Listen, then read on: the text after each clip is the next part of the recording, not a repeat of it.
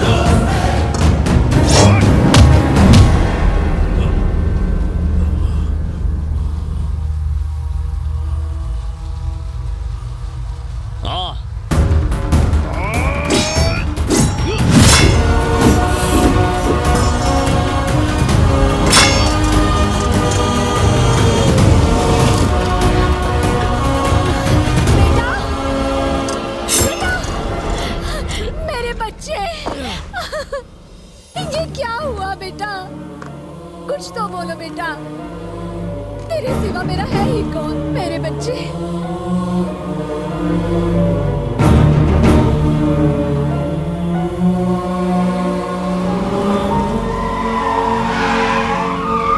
वानी, ये गलत रास्ता है। अरे ये जो रास्ता लेगी वही सही होगा।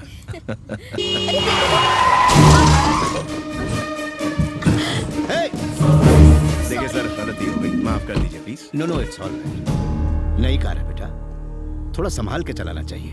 ओहो, बम्पर अटक गया है, जरा पीछे ले। जी मैं करता हूँ। हाँ, तुम यहीं रुको। धक्का दूं? हाँ जी। पीछे जाओ। हाँ।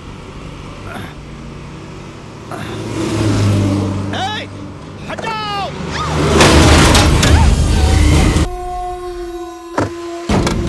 तुम लोग गाड़ी में बैठो और डालो, जल्दी जल्दी, कोई बच के जाने ना पाए। लाशों के ढेर बिछा दो, जल्दी जल्दी गाड़ी में बैठो।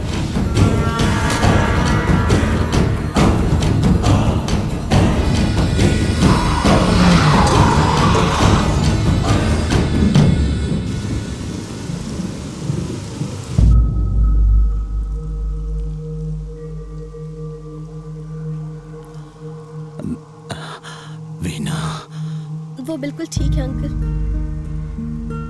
पर आप मेरी वजह से। मैं एम्बुलेंस बुला रही हूँ, हम मुंबई के किसी बड़े हॉस्पिटल में आपको एडमिट करवाएंगे। मेरा यहाँ एक बहुत जरूरी काम बाकी है। आपका जो भी काम है मुझे बता दीजिए। बेटा, वो मैंने एक प्रॉपर्टी अपने दोस्त को बेची थी, किसी ने उस पर कब्जा कर लिया। वो इसी गांव का ही है, मुझे उससे बात करनी है। उसको कहना है कि ये जमीन छोड़ दे। आपने ये जानबूझ के थोड़ी ही किया। पता चलने पर कुछ नहीं किया तो ये चीटिंग होगी, और मैंने कभी किसी को धोखा नहीं दिया। मुझे ऐसा कुछ नहीं करना जिससे मेरे दोस्त को नुकसान हो। मुझे उससे बात करनी है। आपके साथ ये किसने किया है? आप बस नाम बता दीजिए, मेरे भैया यहाँ सब कुछ संभाल लेंगे। नहीं,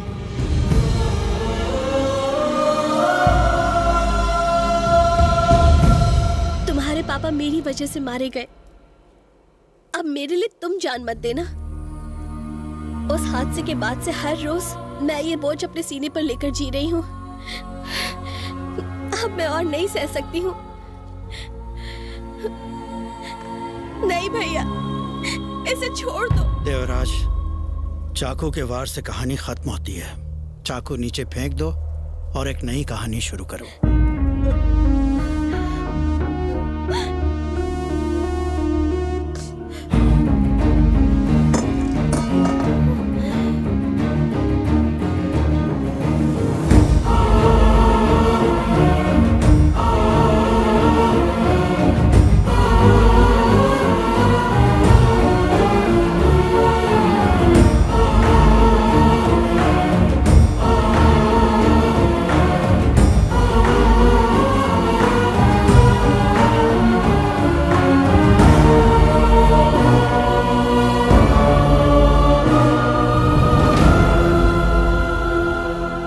तुम्हारे पिता एक नेक दिल इंसान थे जो अपने आखिरी लम्हों में भी किसी और की भलाई के बारे में सोच रहे थे।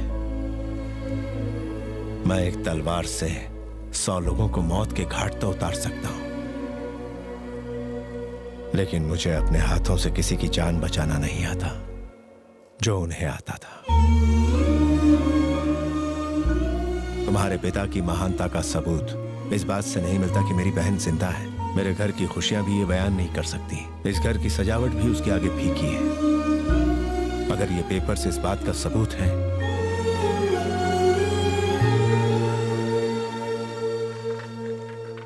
तो रख लो इसे।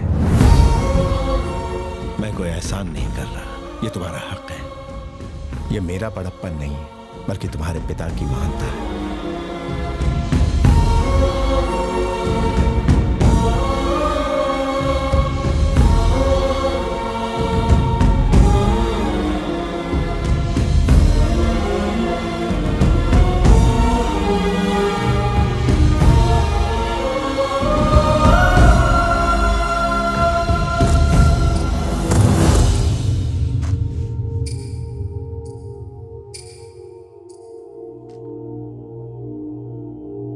ठीक 12 बज रहे हैं। तुम्हारी मोहलत खत्म हुई। इन पेपर्स के लिए मैंने अपनी बेटी को खतरे में डाला, अपनी पत्नी से परायों जैसा बर्ताव किया। मुझ जैसे नीच की वजह से तुम्हारे पिता मारे गए, मुझ नालायक की वजह से। पछतावा होना ही सबसे बड़ी बात है जी। देखा तुमने, जिस पत्नी ने मुझसे 15 सालों में एक शब्द तक नहीं कहा, वो मुझसे बात कर रही है। ये सब तुम्हारे पिता की वजह से हुआ है। वो महान थे।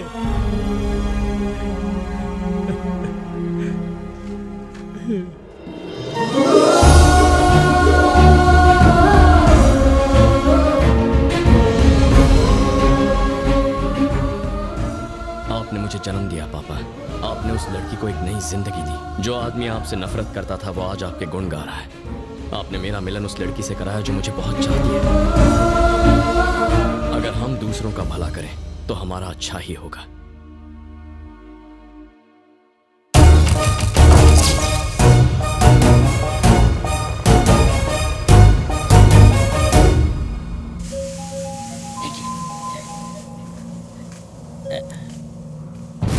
कब से लगा रहा हूँ, मेरे आदमी मेरा फोन क्यों नहीं उठा रहे? वो हमारे आदमी किसी और लड़के को दूल्हा समझ के उठा के ले गए। उस चक्कर में बेचारे खुद ही उठ गए। क्या मर गए? क्या सच बता, मर गए क्या? मर गए बोले तो हिलडुल नहीं रहे हैं वो। अच्छा है ना, अपनी पेमेंट बच गई। मैं आ रहा हूँ। देवराज की मौत देखे बिना मैं नहीं जाने वाला। तू रुकवा। कैसे गाड़ी चला रहा है?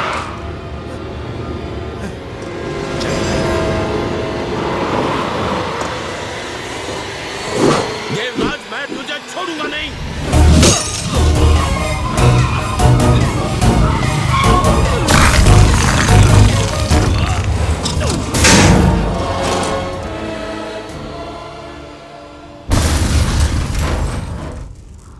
Hello hello.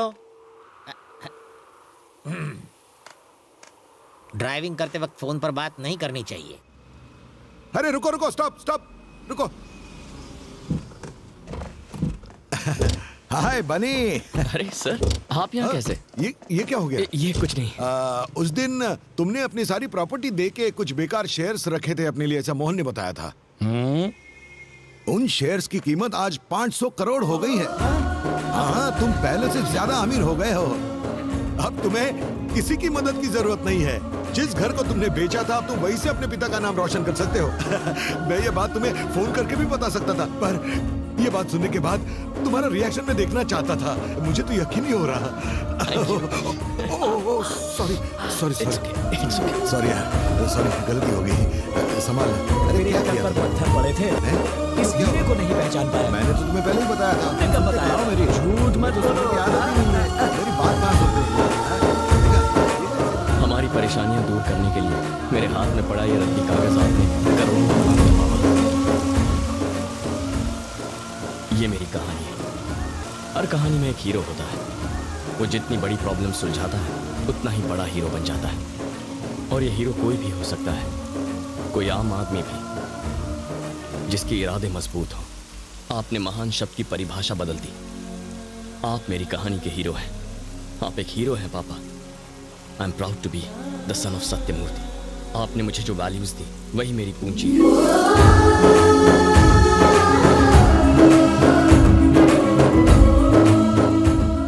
मैंने परी से जो वादा किया था वो निभाया। 1 साल के अंदर हमें अपना घर वापस मिल गया। भाभी के सारे गहने उनके पास आ गए। भैया ठीक हो गए और माँ फिर से मुस्कुराने लगी। मुझे तो यकीन ही नहीं हुआ। अरे सुनील जी, आप कब आए? थैंक्स। हाँ, तुम नहीं होते तो मेरा साला कब का मुझे बिना टिकट ऊपर भेज देता। गांव से टपका सीधा यहाँ आके अटका। ये कौन है? अरे भूल गए, उस दिन मिले तो थे, मेरा सेक्रेटरी जॉन। हैं? मुझे भी वो दिख रहा है, यानी मैं भी किसका हुआ हूँ?